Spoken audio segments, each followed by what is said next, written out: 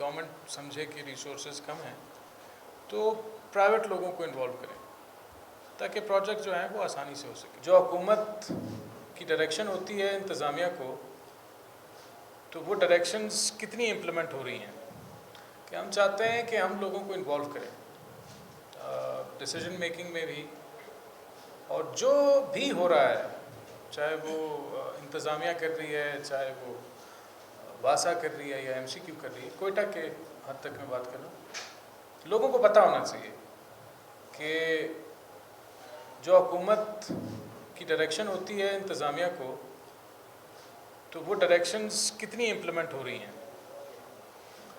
تو یہ اس انگیجمنٹ کا ایک کانٹیکسٹ اس کا یہ ہے انگیجمنٹ کا. اچھا, اس میں دو تین چیزیں ہیں جو میں آپ کے ساتھ شیئر کرنا چاہتا ہوں.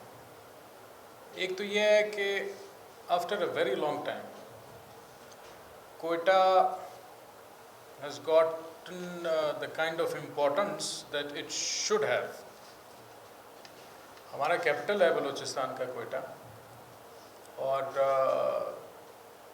اس طرح کی امپورٹنس کوئٹہ کو میرے خیال میں کافی عرصے بعد ملی ہے. جو یہ حکومت ہے کوئٹہ پہ بہت زیادہ فوکس ہے ان کا. کوئٹہ ڈیولپمنٹ پیکج آپ کے سامنے ہے, اسی طرح ایم سی کیو میں بہت سارا کام ہوا ہے, لیکن جو سب سے میننگ فل کنٹریبیوشن ہے اس گورنمنٹ کا وہ یہ پبلک پرائیویٹ پارٹنرشپ کے پروجیکٹس ہیں. پوری دنیا میں حکومت جو ہے وہ چاہے کہیں بھی ہو, امریکہ میں ہو, انگلینڈ میں ہو, انڈیا میں ہو, انفراسٹرکچر کے جتنے بھی پروجیکٹس ہیں وہ ہوتے موسٹلی یہ P3 موڈ میں, پبلک پرائیویٹ پارٹنرشپ کے موڈ میں. ہمارا لا جو پہلے تھا وہ ذرا تھوڑا سا کمپلیکس تھا, کمپلیکیٹڈ لا تھا. اب ہمارا قانون جو ہے وہ کافی سمپلیفائی ہو کے سامنے آیا ہے. تو جو کوئٹہ صفا پروجیکٹ ہے یہ ایک ایسا پروجیکٹ ہے جو آپ لوگوں کو دکھا سکتے ہیں, جو جس طریقے سے یہ کنسیو ہوا, جس طریقے سے ایگزیکیوٹ ہوا, اور جو اس کے ثمرات ہیں وہ آپ کے سامنے ہیں, اور آئندہ بھی وہ آپ کو نظر آئیں گے. تو ایک تو یہ جو پبلک پرائیویٹ پارٹنرشپ ہے, بلکہ آج جب ہم چیمبر گئے تھے تو وہ ڈاکٹر فیصل بھی ہمارے ساتھ تھے جو P3A کے چیف ایگزیکٹو ہیں. تو ان کو وہاں لے جانے کا مقصد بھی میرا یہی تھا کہ ہم ان کو انوالو کریں. یہ جو پبلک پرائیویٹ پارٹنرشپ کے جتنے بھی آگے منصوبے ہیں, کیونکہ دیکھیں گورنمنٹ کے جو ریسورسز ہوتے ہیں وہ تو فائنائٹ ہیں, کم ہیں, وہ ہر چیز گورنمنٹ جو ہے وہ بجٹ میں رہتے ہوئے نہیں کر سکتی.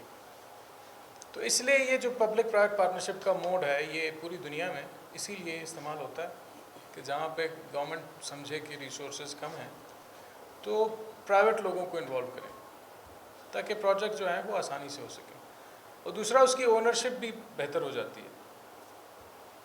تو ایک تو یہ کوئٹہ صفا پروجیکٹ ہے جس کے بارے میں آپ سے بات کرنا چاہتا ہوں. اس کا جو فیز 2 ہے, 1 سال ان کو ہو گیا ہے, اب دوسرا فیز شروع ہے.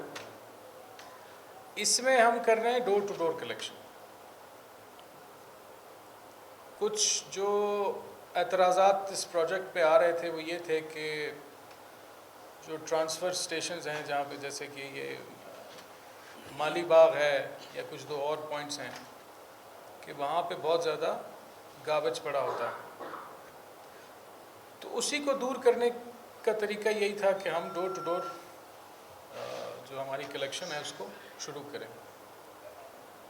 تو اس کو شروع کرنے کے لیے انہوں نے جو ہے کچھ نئی مشینری بھی لی ہے. ابھی کچھ دن پہلے اس کا ہم نے انوگریشن بھی کی تھی.